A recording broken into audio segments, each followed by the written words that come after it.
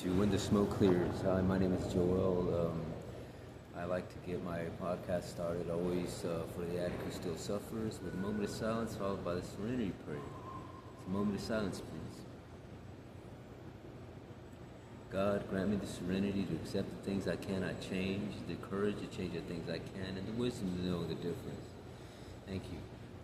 Well, let's get started. Today's episode, I guess it's again, my episodes are always how life is going through the road of recovery, being addicted to drugs,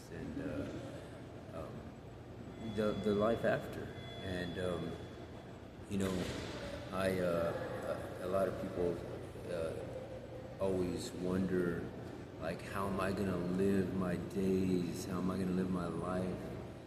Sober and not using. I mean, what am I gonna do? What am I gonna replace that with? And it's not a simple answer because everybody's different, obviously. But just to get you a little bit of what I do in my life, and today's Friday, obviously, and it's the weekend, and normally on a Friday, man, it was you're revving up the engine already. You know what I mean? The addiction engine is moving, and it's something that can crash really fast, and something that can last 3, 4, 5 days. And for me, it's it was there at the end. It was like an isolation type thing. You know what I mean? I didn't enjoy partying anymore. I just did it because it was habit, and I was doing it to mask the fact that I was unhappy. And amongst other things, but for the most part, at the end, that's what it was. So I just don't know exactly how to explain the feeling of what was going on in those times, except for that. And today is Friday, and one of the things that I'm doing today is obviously, like I do every podcast, I always choose a different location. And today I'm back at the library downtown in San Antonio, and I am talking to you through. I came to look at this art display they had, and it's a Latino art display called Que Sabor San Antonio, and it's called Loteria. And if you can see the pictures behind me over here, they have the paintings of different Loteria cards, which is the Mexican bingo game, and very, very cool place. They have a bunch of paintings. Let me just kind of move the camera, like, so that you can see how many paintings there is around here. See all around the wall. They got all these displays and these cases with artifacts of the game, and old Loteria games and stuff like that, and how they used to look and what they look like now. And each card has a little thing about each one of the artists, whoever drew that particular card. And very, very, very nice place. So this is one of the things that I'm doing to spend, to take up some of my Friday, to take up that, so that I'm not in that addictive mode, in a sense. And it's educational, it's fun, and it's cool to go out and see what the city has. Because we live in a big city, and San Antonio is a cultural city. There's plenty of things to do out here, especially downtown area. And so that's one of the things that I'm doing for today. I'll leave here and go do another, make maybe one more stop, and then head back to the institution where I'm currently at. And it's a good way to keep you occupied, so that you're not in that negative, dark, addictive mode. And I came across a couple of people here in the past day or two, and got a couple of stories that I love hearing people's stories because it not only gives me more topics and more things to throw out to my audience in the podcast, but it's to know that there's other people who are going through what you're going through and how they're dealing with it. And so it allows you to put a little bit more on your menu to keep focused and to keep positive, and maybe they're doing something that you're not, and something that you may like. So it's a very good. I enjoy talking to people and to listen to their stories and stuff like that. But just to give you guys a little bit about what's coming up in my podcast and where I see my podcast going and what I'm trying to do with it. I've obviously got in the works to get some people to be guests on my podcast so that you could see what they're doing in their recovery and to see how they're interacting in their own lives and in different ages and different genders and stuff like that. So you'll definitely will get a more a diversity of people in recovery and people who are in addiction to explain to the audience how they're dealing with their everyday life and what they're going through and what they're doing to correct and what they're doing to move on and to a better and more positive place in their life. So we got that coming up, and also I'm in the making of doing a this may be later on, I don't know, maybe a few months from now, but I'm currently in a wheelchair, obviously, so I'm wheeling my way around, if you can see that.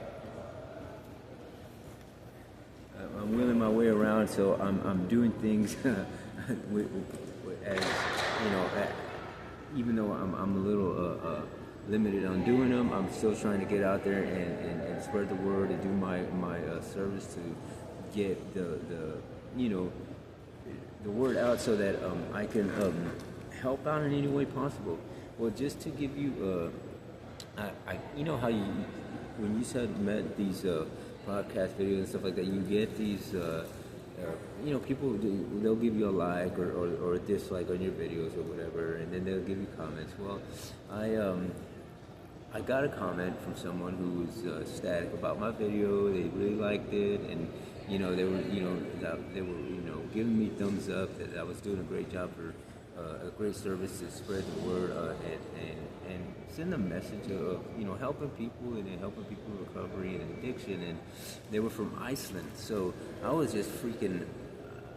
I was like, it really made me excited because I was happy about it because I was like, man, I'm way out here in San Antonio, Texas, and I'm talking to somebody, that I don't even know, and I'm spreading the word of how to help and just how to deal with everyday life and addiction, and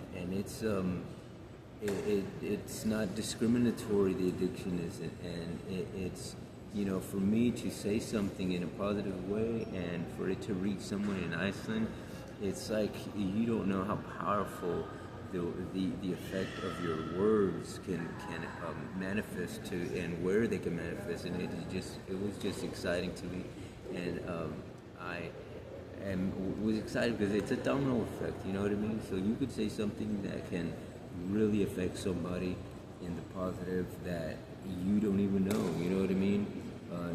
That's why those are the things that I encourage people to do when they're going to like these AA and NA meetings, because you just don't know. You don't know what your story has behind it, and what effect your story is gonna put on somebody, and how you're gonna be able to help somebody with that story, because there could be somebody in the room, a first timer, who is just negative about the whole situation, and then they hear your story and it's something that they resonate with, that they're going through in their own lives, and they're like, man, somebody's here who is doing and going through the same thing that I'm going through, so they feel more comfortable and more more more you know they will engage in the program, and they will engage in maybe seeking help and staying sober. You know what I mean? So I was really I was just wanted to share that because I thought it was so freaking cool that someone from Iceland, saw my video, and I was just like, wow, man, this is really freaking cool, and so it makes you, it gives a positive vibe, and it makes you want to keep doing things like this. So, again, for a few things that are coming up I'm gonna try to get a few guests, maybe one, maybe two, and see where that leads us. See where and where it'll help somebody. So we're all about, and I'm all about getting that message out there to help the next guy and the next gal. So another thing that's kind of in the future coming is I'm going to start promoting a walk and a K run, a 5K walk run, and it'll be the first annual When the Smoke Clears 5K run for addiction and recovery. So the vision is there, and I'm going to see if we can get this thing moving.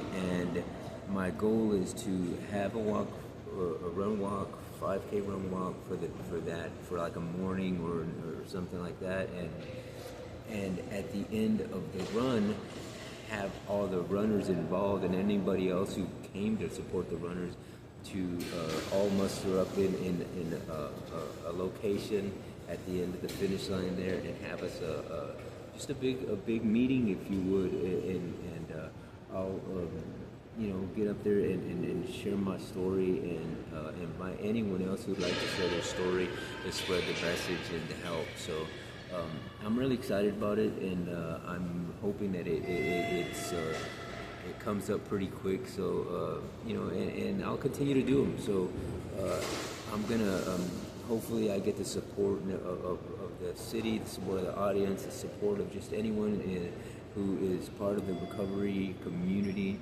that maybe someone can help me out. So again, there's things that are my mind's always going and thinking of things to do, and do things to help my fellow veteran, my fellow family in addiction, and for the addict who still suffers, because those are the most important people, because they're still out there in the trenches, they're still out there in the game, and man, that's where the toughness is.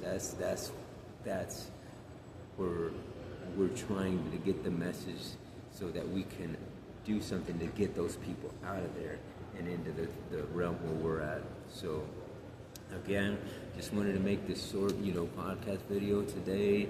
Again, like I said, these are things that you can do. You can have fun without all the negativity and all the drugs and alcohol and all that stuff.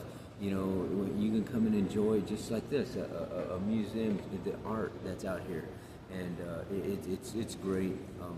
But I encourage y'all to do the same, and please hit the like button.